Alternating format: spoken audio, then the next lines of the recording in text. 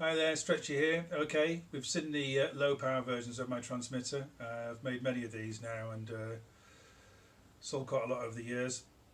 I've kind of finished that design now. It's reached a sort of climax. I can't improve it anymore. I've costed the version down as well to make it affordable to as many people as possible. But really, that's it. I'll continue making them.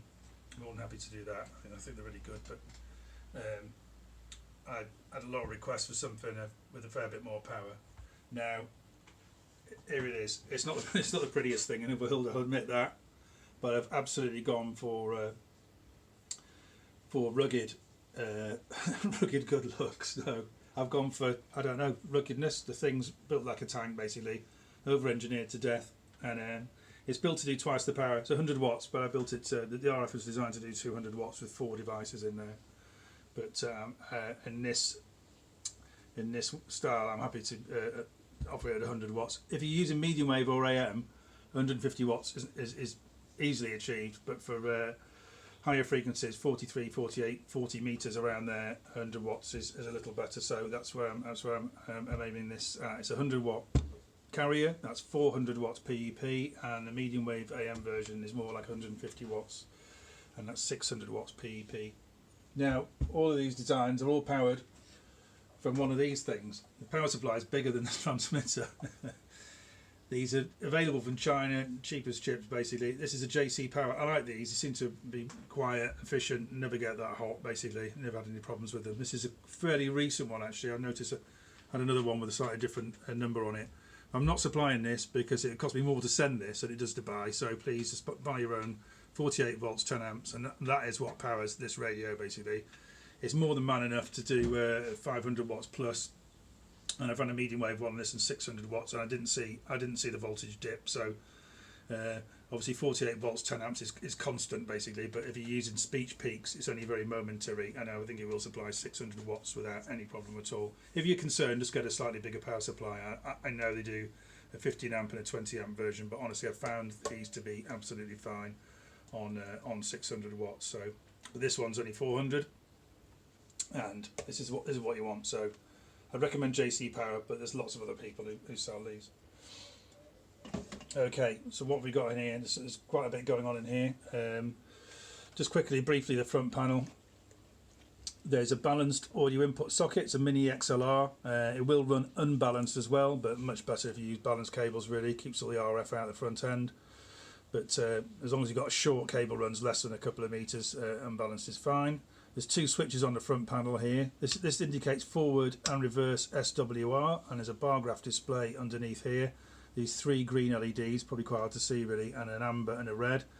So a full power. They'll all be lit when it's modulated, and that's forward and then reverse, and it will show you if there's any reverse SWR. And as soon as these LEDs start to come on, as soon as it's amber, you're over 2 to 1, and if you go over 2 to 1 and approach 2.5 to 1 SWR, the unit will shut down and will need to be reset. There's a few conditions there. The voltage has to be within a certain range, the SWR has to be low, otherwise the unit won't start. So it's well protected. You can run it into an open circuit, or the SWR can go high. The unit will just turn off basically, and it will need resetting. So, and the other switch here is a high-low power switch. Now, when you start the unit, this must be in the up position in low power. If it's in the high power position, the unit won't start. It monitors the switch. It says no. Put it back in low power. Turn it off. Turn it back on again. The unit starts up. Monitors all the voltages. Monitors the SWR at a very low power level, about 10 to 15, maybe 20 watts. And if all's good, you can then, it'll warn you, it'll flash LEDs if something's wrong. Then you can flip this down, you'll have a 100 watt carrier basically, and then you can modulate that. Now, the modulation level control here is really simple. I've set it with a clip indicator, so when you input your audio, balanced or unbalanced, and rotate this, and when the light starts to blink, that's 100% modulation. It shouldn't stay lit all the time. It should only stay lit on peaks, on the peaks of the audio that go in. If you've got that, you're 100% modulated, and it won't sound distorted. If it's on fully clockwise and the LED's on all the time, you'll find you've probably got distorted audio. So just turn it down so the LED just blinks on speech peaks. So that's it. It's pretty simple. And there's 3 indicator LEDs up here. One's an enable, and that'll light up when everything's happy. There's a power good LED in the middle, and the one on the right is a red one for high power. So that's can only be that'll only come on after it's started up in low power, and then you can flip to high power, and the red LED will come on. Okay, so really simple. Really simple. I've made the whole thing easy to use. I don't want any complicated controls on there. I know there's no letters on the front. It cost a fortune to get the thing screened. Maybe in a future version I'll do that with the logo and stuff, which would be nice, but I want to keep it as basic and as cost effective as possible. And also very rugged, so there's nothing complex. No LCD screens to smash or anything like that.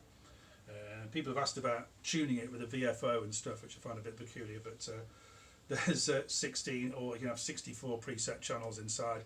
It's a broadcasting transmitter, so you'll set it to a frequency and you'll put the lid back on, and I doubt it'll ever be changed. So you're certainly not going to go tuning around the band transmitting on a device like this. But I'm more than happy to provide you with any frequency you'd like within the band. So, for instance, I could do a version with 64 5 kilohertz steps.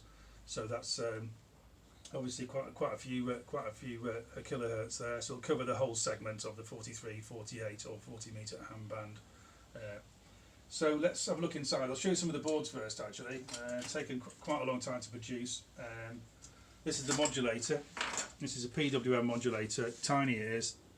Sure, it needs a filter, and the filter inductors are quite small now, some modern toroids around, but this will modulate lots of watts basically. I'm only shoving half a kilowatt through it, but it'll certainly push out more than that. So it's super simple. It's got a DC to DC there to get the 48 volts down to 12 volts to drive the rest of the rig, and everything's on one board. You can see that the modulator's tiny. In fact, the modulator circuit's just this big. It's like a postage stamp really, so small.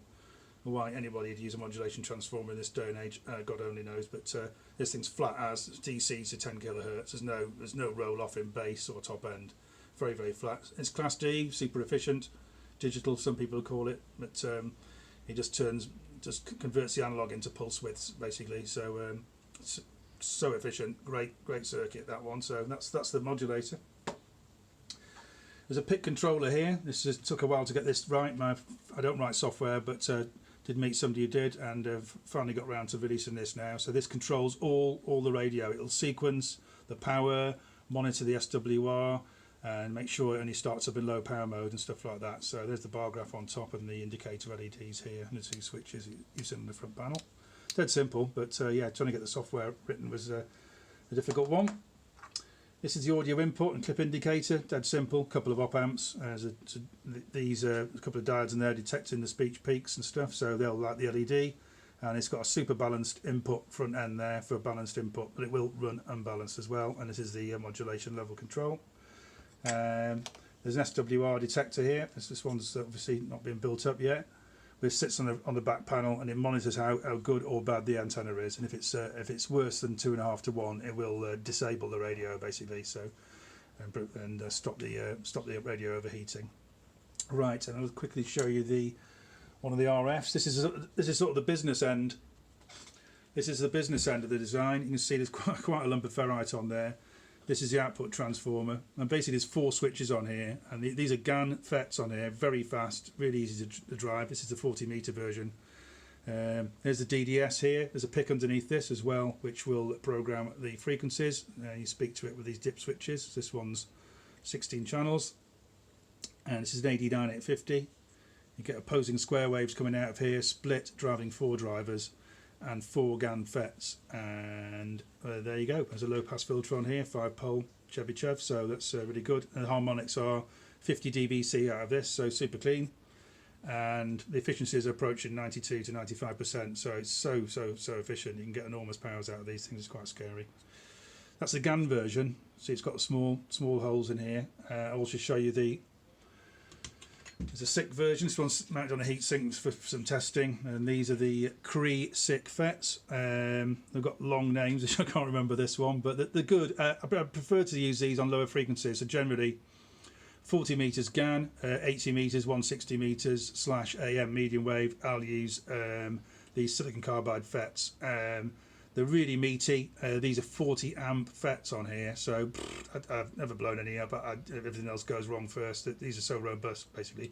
So the medium wave AM and 80 meter versions will have silicon carbide, and the 40 meter versions and up will use the GaN FETs. The GaN FETs from Transform, by the way, they're really good, really fast. The same design, same filter, just different FETs basically. Okay, let's have a look inside. Let's pop this over here. Quick slurp of tea. It's thirsty work. Right, admittedly not the prettiest thing in the world, but it's strong basically. There's not a lot to go right. You can drop this on the floor, it'll be fine basically. So okay, looks like some sort of demented hedgehog. Right, so this is one I built earlier. So this one's that was a GaN one. This one's a 40 meter one. Same board as you saw before. There's the filters down there. Here's the SWR board that's been built. Look, some coupling there from the antenna. There's a fan down there, DC fan. This is the PWM filter. These toroids are great, really small, super sandust, fantastically small. And you push 0.5 kilowatt through these, don't get that warm at all. And there's a filter here. So this is a 4-pole Butterworth filter, and it takes the clock out of the PWM, provides smooth DC audio to the RF stage. There's access to the dip switch down there to change the frequency. The modulator sits underneath this board. There's some galvanic isolation there with a relay, smoothing cap for the main power supply. As I said, the modulator sat underneath that lot, and if you can see the pick board down there. The lighting's not brilliant in here. The pick board's down there, and this is the audio, balanced audio there. So 7 boards in total, and I've had to get all these working together. Had the RF working for 2 or 3 years now, but getting the control right and the levels from the detector correct. It's taken quite some doing, and but it's all ready now, absolutely fine, and super rugged as well. So any problems with this, it'll just turn off basically. It's well looked after, so it'd be very difficult to damage. So I'm not going to provide the power supply. You must provide your own power supply, but these are commonly available. As I said, JC Power I would recommend, but there's loads of other ones. You might have one lying around. They're quite common, these. I pay about £45–50, so in the US sort of $80 I guess, maybe less. So not that expensive. And yeah, that's it. So these are, I mean, there's so many people who've been asking for a 100-watt design, and I don't see many of the people building things like this really, but it's small, light, it's about 2.5 kilos. What's that, 5 or 6 pounds or something? Pretty light. And 100-watt carrier, that's 400 watts PEP, and the medium wave one I've seen 150 watts to carrier, 600 watts PEP, running from a 48 volt 10 amp supply. So just show you the rear of the unit as well. There's a DC input here, nice big banana sockets. There's holes for wires you can plug in there, and there's a 1 amp fuse and a 7 amp fuse, and obviously there's a SO socket here. This is the fan input, and there's a vent for the exhaust here. So all built like a tank basically. So okay, this is what you've all been waiting for. This is a 100-watt unit. I'll just need to know what frequencies you want programming in, and I can get them sent out to you straight away. Okay.